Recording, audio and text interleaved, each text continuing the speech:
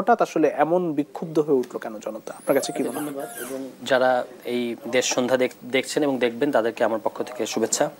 এই ঘটনাটা হচ্ছে একটা প্রতিক্রিয়া। কিসের প্রতিক্রিয়া? প্রতিক্রিয়াটা যৌক্তিক কি অযৌক্তিক, ভালো কি মন্দ, সেটা নিয়ে আমরা পরে আলাপ করব। কিন্তু এটা কিসের প্রতিক্রিয়া? প্রতিক্রিয়াটা হচ্ছে যেটা অন্তর্বর্তীকালীন সরকারের পক্ষ থেকে বলা হয়েছে, এবং আমরাও সবাই জানি যে শেখ হাসিনা ইন্ডিয়ায় বসে থেকে নিষিদ্ধ ঘোষিত ছাত্রলীগের পেজ থেকে ইন্ডিয়া এবং তাকে ইন্ডিয়া এই সুযোগ করে দিচ্ছে যে তিনি বক্তৃতা দিচ্ছেন, এসে ভাষণ দিচ্ছেন, এবং সেই ভাষণে আমরা দেখতে পাচ্ছি যে তিনি তার কৃতকর্মের জন্য তার কোনো ধরনের অনুশোচনা নাই, ক্ষমা চাওয়ার তো প্রশ্নই আসে না, কিংবা তিনি এটাও বলছেন না যে আমার যদি কোনো ভুল থাকে তাহলে সেটা দেশবাসীর কাছে আমি বিচার চাই বা বিচার দেব, কিছু একটা তিনি বলবেন। সেটা না বলে তিনি সেই পুরনো, তিনি প্রধানমন্ত্রী থাকতে যেভাবে কথা বলতেন, আমার কি দোষ, আমি কি করেছি, আমি জনগণের জন্য এই করেছি সেই করেছি, এরকম এই কথাগুলো বলাতে, এবং যেহেতু তিনি গণহত্যাকে অবজ্ঞা করেছেন, জুলাইয়ের অভ্যুত্থানকে অবজ্ঞা করেছেন, ফলে একটা সঙ্গত ক্ষোভ তৈরি হয়েছে। এখন সেই ক্ষোভের কারণে এই ধরনের ভ্যান্ডালিজম আমরা দেখতে পেয়েছি। আমি ব্যক্তিগতভাবে এই ধরনের ভ্যান্ডালিজমের পক্ষে না, কারণ এটার কারণে বৈশ্বিক পর্যায়ে আমাদের ইমেজ খুব একটা ভালো হচ্ছে না, এবং আমরা বৈশ্বিক যত মিডিয়া আছে সেখানে এই ঘটনাটা একটা মানে নেতিবাচক ঘটনা হিসেবে হাজির করা হয়েছে। তো সেই ক্ষেত্রে যারা এই ধরনের কর্মসূচি করেছেন, আমি গতকালকে রাতেও বলেছি যে আওয়ামী লীগের ক্ষেত্রে আওয়ামী লীগ দলটাকে আমাদেরকে বুঝতে হবে, আওয়ামী লীগ একটা আওয়ামী লীগের সাইকোলজিটা বুঝতে হবে, যে এটা এই ধরনের দল একটা ঐতিহাসিক ক্ষতকে কেন্দ্র করে ঘুরপাক খায় এবং সবসময় নিজেকে ভিকটিম দেখাতে চায়। মানে তার সাথে ইতিহাসে খুব অন্যায় হয়েছে সবসময়, এবং তার ওই ঐতিহাসিক ক্ষতটা চুলকে চুলকে সে ঘা তৈরি করতে চায়, ঘাটা তরতাজা রাখতে চায়। ফলে আমার কাজ হচ্ছে তাকে এই ঘাটা, সে চায় যে না শুকাক, আমাদের কাজ হচ্ছে এটাকে শুকাতে দিতে হবে, এবং তার মধ্যে থেকে কোনো তাদেরকে ঐক্যবদ্ধতা দেওয়া যাবে না, তাদের মধ্যে ফ্র্যাকশন তৈরি করা হলে আমাদের কাজ, যে তাদের মধ্যে অনুশোচনা সৃষ্টি করা, যে আপনার দলের এরকম একটা গণহত্যা আপনি জড়িত, আপনার দল থেকে বেরিয়ে আসেন। কিন্তু যদি আমাদের কর্মকাণ্ডের মধ্য থেকে এমন কোনো কিছু বের হয় যে সেখানে তারা ফ্র্যাকশন হওয়ার বদলে তারা আবার ঐক্যবদ্ধ হচ্ছে, এবং শেখ মুজিবুর রহমানকে কেন্দ্র করে যে তিনি ইতিহাসের অমুক বা তিনি ইতিহাসের তমুক, এবং তার সাথে অবমাননা করা হয়েছে, এটা কেন্দ্র করে তারা যদি আবার একজোট হয়ে যায়, তখন সেটা কিন্তু হিতে বিপরীত হচ্ছে। ফলে আমরা একটা ক্ষোভ দেখাচ্ছি, যেটা আমি বললাম যে প্রতিক্রিয়া দেখাচ্ছি, কিন্তু সেই প্রতিক্রিয়াটা কিন্তু আমাদের পক্ষে আসছে না।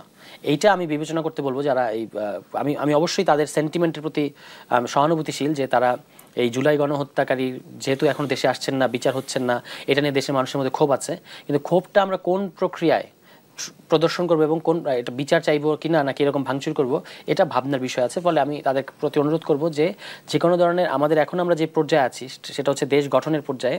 এই গাঠনিক পর্যায়ে আমরা তো আসলে পতন ঘটিয়েছি শেখ হাসিনার। বিজয়ী শক্তি আসলে অন্যভাবে আচরণ করে, মানে বিজয়ী শক্তির আচরণের মধ্যে একটা, এখনও আমরা যদি শুধু শেখ হাসিনা এবং আওয়ামী লীগের প্রতিক্রিয়া হিসেবে থাকি, রিয়াকশন হিসেবে থাকি, তাহলে কিন্তু আমরা নিজেদেরকে বিজয়ী শক্তি, আমরা যে পূর্ণ বিজয়ী শক্তি সেটা প্রকাশিত হয় না। ফলে আমাদের কর্মকাণ্ডের মধ্যে ওইরকম একটা ব্যাপার থাকতে হবে যে আমরা যে এই গণ অভ্যুত্থানের বিজয়ী শক্তি বাংলাদেশের জনগণ, সেটা যেন আমাদের কর্মকাণ্ডের মধ্যে প্রকাশিত হয়, এবং আমাদের কাছে কেউ অনিরাপদ নয়। মানে আমরা দোষী বা অপরাধীর শাস্তি অবশ্যই হবে, বিচার অবশ্যই হবে, কিন্তু আমরা প্রতিশোধ পরায়ণ না, এটা আমাদের দেখাতে হবে। জি, মানে যেই ঘটনা, এই ঘটনা কি প্রতিশোধ পরায়ণ নাকি অন্য কিছু, আপনার কাছে কি মনে হয়? এটা যেটা আওয়ামী লীগের পক্ষ থেকে কিন্তু তাই বলা, প্রতিশোধ পরায়ণ না, আওয়ামী লীগ তো এটা বলবেই। আমি তো বললাম যে এটা প্রতিক্রিয়া, এটা একটা ক্ষোভের বহিঃপ্রকাশ। এখন ক্ষোভের বহিঃপ্রকাশটা সবসময় একই রকম হয় না, কারণ ইন দ্য মিন টাইম গত 6 মাসে অনেক নেতিবাচক ঘটনা দেশের মধ্যে ঘটেছে, মানুষের মধ্যে হতাশা আছে, কিংবা অন্তর্বর্তীকালীন সরকারেরও অনেক ক্ষেত্রে গাফিলতি আছে, নানা বিষয়ে আইন শৃঙ্খলা পরিস্থিতি ঠিক নাই, এগুলো নিয়ে মানুষের মধ্যে তো এক ধরনের ক্ষোভ আছে। সেই ক্ষোভের মধ্যেই যখন আবার শেখ হাসিনা এসে বক্তৃতা দিলেন, তার একটা বক্তব্য প্রচারিত হলো আওয়ামী লীগের পেজ থেকে, ছাত্রলীগের পেজ থেকে, এবং ইন্ডিয়া তাকে সেই সুযোগ করে দিচ্ছে, তখন মানুষের মধ্যে একটা ক্ষোভ তৈরি হয়েছে। সেই ক্ষোভেরই একটা উদ্গীরণ আমরা গতকালকে দেখতে পেয়েছি। কিন্তু আমি ব্যক্তিগতভাবে আবারও বলছি যে আমি এই ধরনের ভাঙচুরের পক্ষে না। ধন্যবাদ। আমাদের সঙ্গে যুক্ত হয়েছেন আজিজুল বারী হেলাল, তথ্য গবেষণা বিষয়ক সম্পাদক, বিএনপি। আপনাকে স্বাগত জানাচ্ছি। আমি আপনার কাছে আসি। গতকাল মন্ত্রী এমপি ছিলেন, ম্যাক্সিমামেরই আসলে বাড়ি ঘর আগুন দেওয়া হয়েছে, ভাঙচুর করা হয়েছে। গতকাল রাতে শেখ হাসিনার একটি বক্তব্যকে কেন্দ্র করে, এইটি উস্কানিমূলক বক্তব্য পররাষ্ট্র মন্ত্রণালয়ের পক্ষ থেকে বলা হয়েছে। আপনার মন্তব্য জানতে চাই, আসলে কেন এমনটা ঘটলো হঠাৎ করে? ধন্যবাদ। একটা আপনার কন্টেম্পোরারি প্রশ্ন।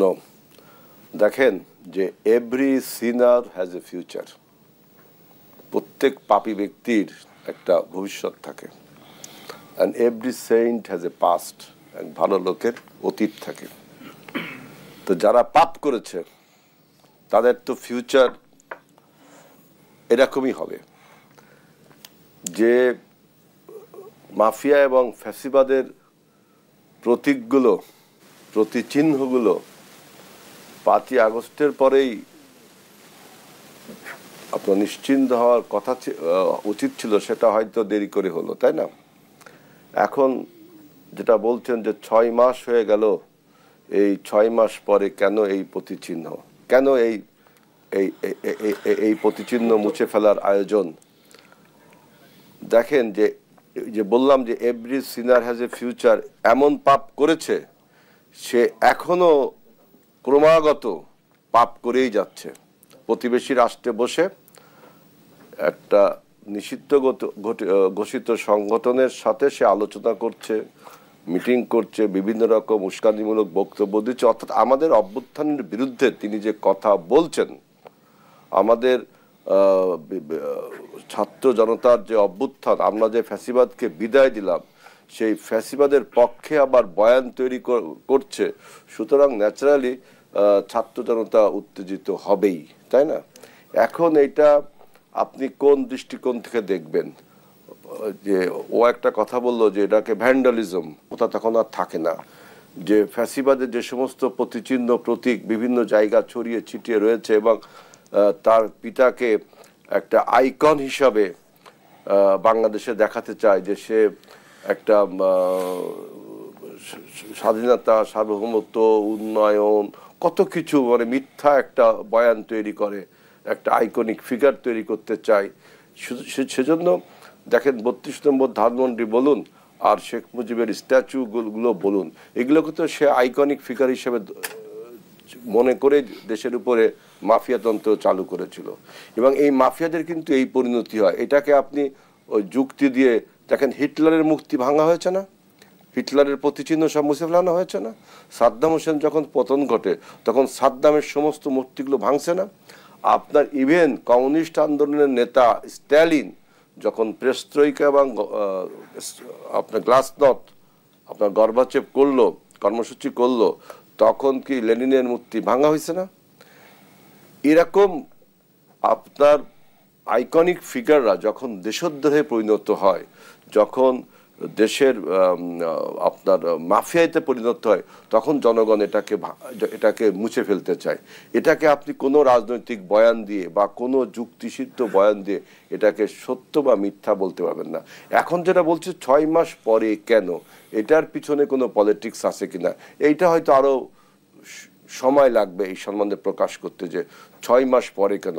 তবে এখন উত্তর হলো যে যেহেতু এই 6 মাস সে ক্রমাগতভাবে আমাদের বিপ্লবের বিরুদ্ধে পড়ে যাচ্ছে এবং সে তার যে সমস্ত ব্রেন চাইল্ড এখনো আমাদের বিভিন্ন দেশে, আমাদের বাংলাদেশে রয়ে গেছে, তাদের সাথে কথা বলে যাচ্ছে, যোগাযোগ রক্ষা করে যাচ্ছে। প্রতিবেশী রাষ্ট্র ভারত তাকে আশ্রয় প্রশ্রয় দিয়েছে। এইসব বিষয়ে আমার একটা জিনিস মনে হয় যে এটার পিছনে কি ঘটনা আছে, যে তার বিরুদ্ধে তার এই সমস্ত প্রতিচিহ্নগুলো যখন মানুষ মুছে ফেলতে চায়, তখন কি তাকে ভ্যান্ডালিজম আখ্যায়িত করে বাংলাদেশের সুনামকে, যে বাংলাদেশে এখনো তাণ্ডব চলছে, এরকম কোনো কিছু বয়ান পৃথিবীর বুকে দাঁড় করাতে চায় ভারত? এটা একটা প্রশ্ন। অথবা এই সমস্ত প্রতিচিহ্ন মুছে ফেলানোর ফলে শেখ হাসিনা নতুন করে কোনো সিম্প্যাথি আপনার গ্রো করবার জন্য, সিম্প্যাথি ক্যাশ করবার কোনো অপচেষ্টা চালাচ্ছে কিনা। তবে যে যাই বলুক না কেন, সবচেয়ে বড় জিনিস হলো আপনি কতদিন এই ফ্যাসিবাদের প্রতিচিহ্নকে মুছে ফেলে ফ্যাসিবাদকে পরাজিত করবেন।